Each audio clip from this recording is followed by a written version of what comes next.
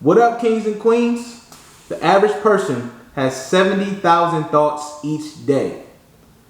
Now, if you don't learn how to organize and prioritize them and your physical environment, you'll potentially wreak havoc on your productivity, your state of mind, and your life. Stay locked right here to learn tips on how to get organized and own your time. Let's get into it. What up, family? It's your favorite coach, Javon Wooden from LiveNotLoathe.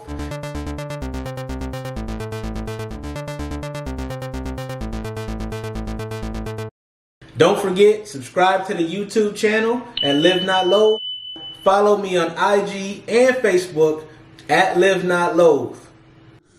I'm dropping videos every Thursday at 6 p.m. Eastern Time and every Sunday at noon Eastern Time for can't miss content on how you can obtain your purposeful and fulfilling life. In a study conducted by the National Institute on Aging, it was found that being disorganized is actually bad for you. A disorganized mind leads to high stress, chronic negativity, and impulsivity. It stifles productivity and contributes to a slew of health problems, including weight gain, heart disease, sleep problems, and migraine headaches. But this isn't very surprising when you think about it. When you misplace something, what emotions and feelings come up for you? You get frustrated, you become anxious if it's something important to you, and you may even become angry or quick-tempered. Take me, for instance. If I misplace my keys, I start trying to backtrack my steps, but I get so anxious about it, I'm probably looking right over them 2 or 3 times before I spot them right in front of my face. As the saying goes, if it was a snake, it would have bit me. Those types of situations are avoidable when you organize your space and have a home for things. I can avoid having had to look for my keys if I had a key rack or somewhere to put them when not in use. This goes for everything in your life. You want to ensure that the way your space is set up optimizes your efficiency by flowing with your daily routine. For instance, having your journal right by your bed makes it much easier to stick to writing in it each night because there's no resistance to accessing it. Do this process consistently and it becomes habitual. Being organized allows you to get into a state of flow, a blissful state of balance where you have clarity and focus regarding the task at hand. It feels like you're completely insulated from distracting thoughts. Doesn't that sound like the place to be? Once again, the studies back me up. It's proven that when you get into a state of flow, you enjoy what you're doing so much more and the quality of your work improves. According to those smart researchers, productivity improves about 5 times more when you're in a state of flow than it would be otherwise. Need help getting into those flow states? I got you. Here's 5 steps to organize and declutter the mind, because that's where it all starts. Number 1, you want to find a challenge. Seriously, when something is too hard, it's frustrating, and you probably will stop doing it unless you love what you're doing. And when something is too easy, it gets boring. You need the right amount of stimulus from that task to hit that flow. That sounds like a dance. Y'all think I could become a one-hit wonder if I put a track to it? Number 2, control your emotions. It's easier said than done, I get it. But here's one of my specialties, so I got you.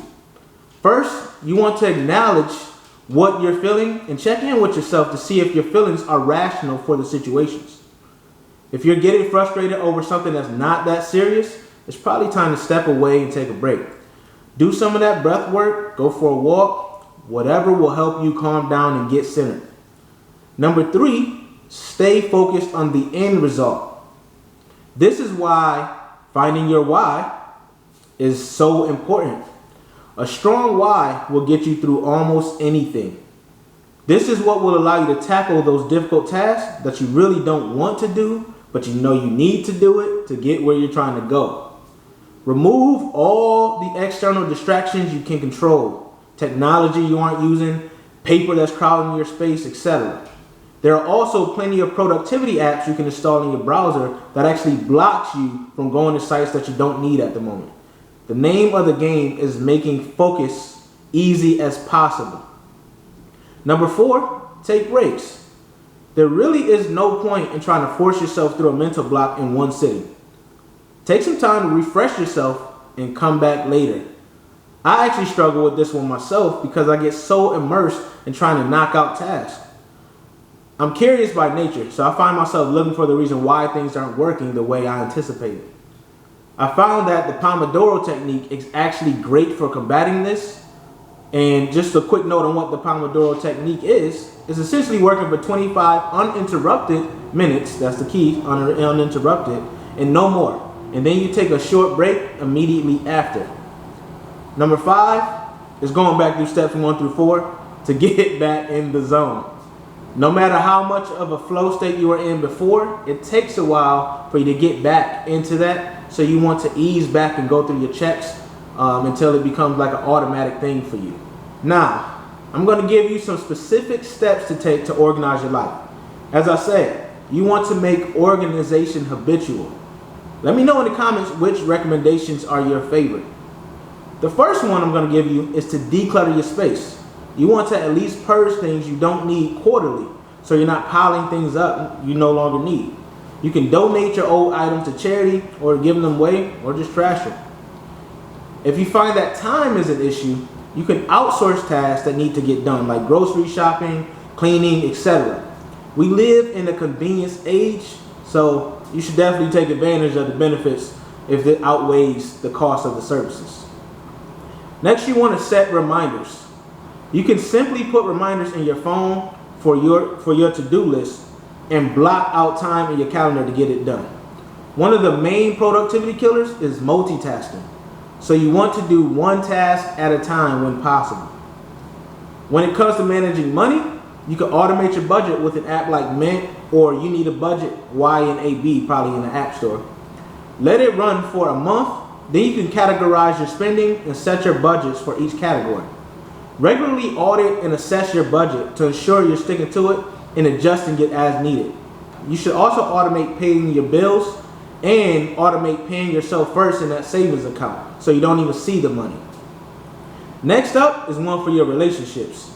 Life can get so busy working and trying to take care of yourself that finding time for social life can get really, really hard. You plan your social outings, mark them on your calendar. If you have a commute to and from work, that's a great time to call your loved ones and catch up too. Also, download the Own Your Time checklist.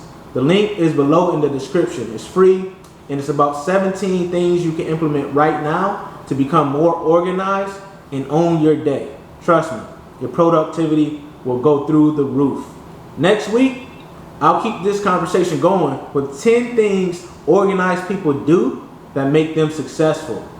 Until next time, kings and queens, peace.